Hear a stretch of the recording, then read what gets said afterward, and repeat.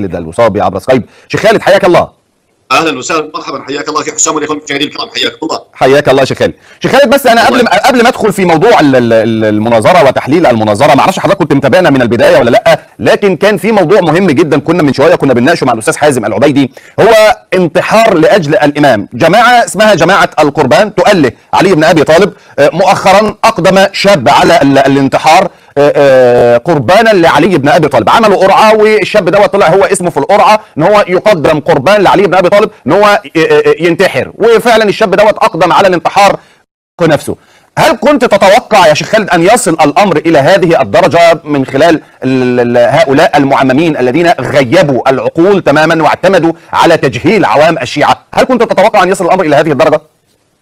بسم الله الرحمن الرحيم، الحمد لله وصلى اللهم وسلم على سيدنا محمد وعلى اله وصحبه وسلم تسليما كثيرا مزيدا مباركا الى يوم الدين. ما بعد، البدع تتطور عند الشيعه بين الفينه والاخرى، وانا اعتقد ان الدين الشيعي اذا ثبت انقضى عليه، بمعنى ان الدين الشيعي لازم له من تحديثات، لان الناس تمل من الشيء القديم، فلا بد له من تحديثات، اشياء غريبه تلفت النظر تجذب الناس. ولهذا تلاحظ ان الشيعه بين الفينه والاخرى يحدثون شيئا جديدا، لان الاشياء القديمه مل منها الناس، لانها لو كانت دين الله حقا ما تغيرت وما اختلفت من زمان الى زمان ومن مكان الى مكان، لان الله سبحانه وتعالى قال في القران الكريم عن اهل الكتاب، قال ورهبانيه ابتدعوها ما كتبناها عليهم الا ابتغاء رضوان الله فما رعوها حق رعايتها. قال العلماء في شرح هذه الآية الكريمة أي أن أهل الكتاب ابتدعوا بدعة، لكن حتى تلك البدعة التي ابتدعوها ما رعوها حق رعايتها، يعني ما واظبوا عليها فغيروها وبدلوها.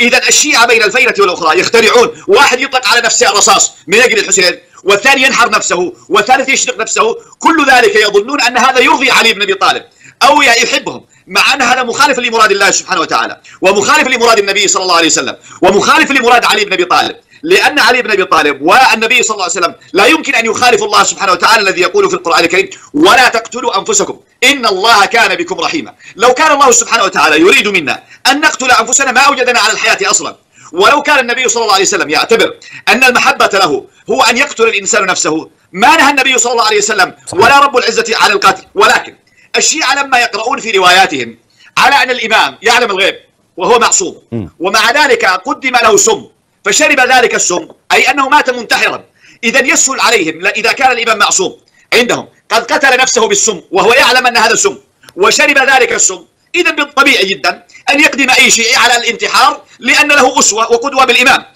لأنك لو جئت إلى تحليل مواقف الأئمة من طبيعتها هي انتحارية في نفس الوقت. يعني مثلا علي بن أبي طالب عندهم يعلم الغيب، وكان يعلم أن ذلك القاتل وهو عبد الرحمن بن ملجم منتظر له في المسجد يريد أن يقتله، صحيح. وقد خبأ سلاحه تحته ونام في المسجد، فجاء علي بن أبي طالب فأيقظ ذلك الرجل وأيقظه. طيب أنت إذا كنت تعلم الغيب وتعلم أنه سيقتلك ليش توقظه؟ هل ستقول له قم فاقتلني؟ قالوا لا، هو أيقظه للصلاة.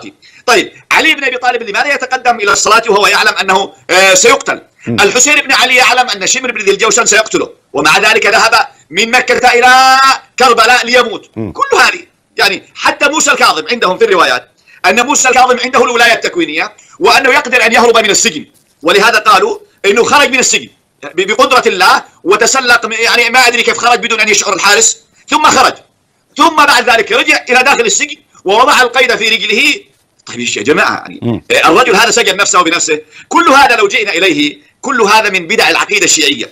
العقيدة الشيعية تولد لنا كل يوم، وكنت قد رأيت قبل أيام مقطع آخر إن في جماعة أخرى